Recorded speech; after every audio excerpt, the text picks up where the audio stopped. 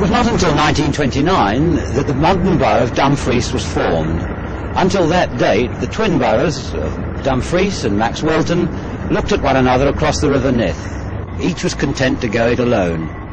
But by mutual agreement 33 years ago, the two small boroughs united and a larger one was born.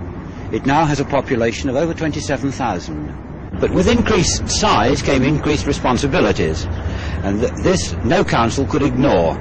But the conscience was slow in stirring. Behind the facade which Dumfries had presented to the world lay a festering sore of slum conditions. Less than 6 years ago, whole families were living in one room. Two families were sharing this outside sink. This outside WC was serving several families. Inside, paper peeled from the walls, plaster crumbled, vermin moved in. Families were being born, brought up, marrying. Mrs. Burns, where were you living before you came up to Terregles Road? Irish Street, Mechanics Court, 7 Mechanics Court. What accommodation had you got there? 2 rooms up the stair, room and living room down the stairs. And what was the size of your family?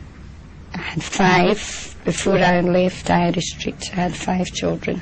When you say 2 rooms were uninhabitable, what did that mean?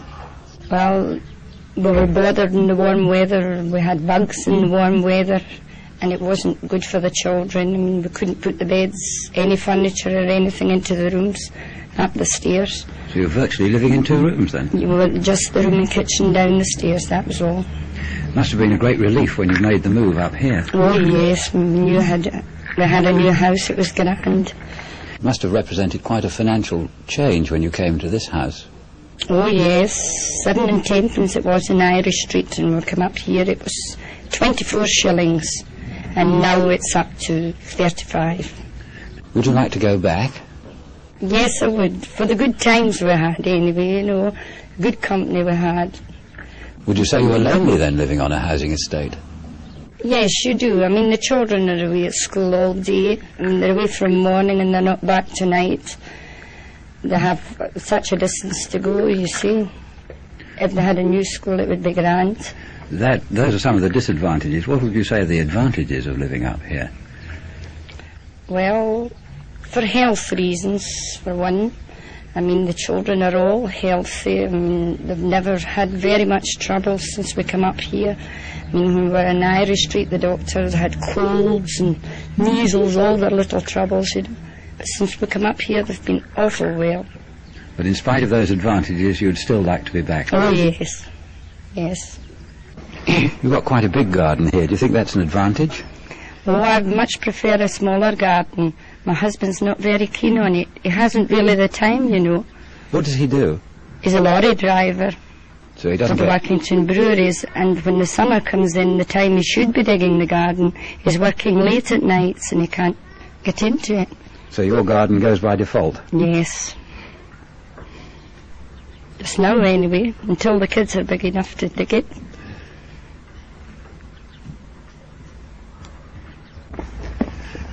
Where were you living before you came up to Armour Drive, Mrs. Morrison? In Mechanics Court, Irish Street. And what accommodation had you got down there? We had 1 bedroom and a kitchen. And what was the size of your family then? We had 2 boys, and of course my husband and myself. What did you feel when you heard you'd got a new house? Oh, I was thrilled about it. What were you paying in rent down in Irish Street? 6 and 5pence a week. And what's the rent of the Armour Drive house? 32 and 10pence. So it's quite a financial change when you came up here. Oh yes, it is, but still it's worth it. There were many advantages being up here. Yes, with much more room, and the children are healthier. Are these your 2 boys coming home from school then? Yes, this is Alan and Ian. Well, Alan, can you remember being in Mechanics Court? Yes. What did you think of the conditions there? Well, it was actually packed together and it was crawling with mice. Crawling with mice? Yes. No mice up here? No.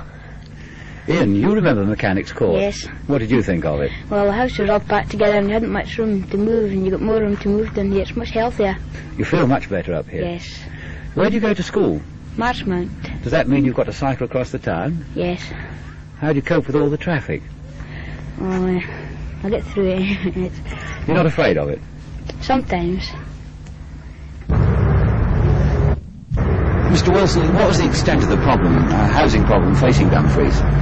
A survey revealed that 1,298 houses in the borough were unfit for human habitation. How did you tackle it? We immediately commenced the programme of closing, demolition and rehousing the tenants. How many houses have you built? Since the end of the war, the Town Council has built over 2,500 houses. And have you still got a plan in front of you? Oh yes, there will be continued to build houses for some years to come. And has there been any noticeable improvement in health as a result of the new houses?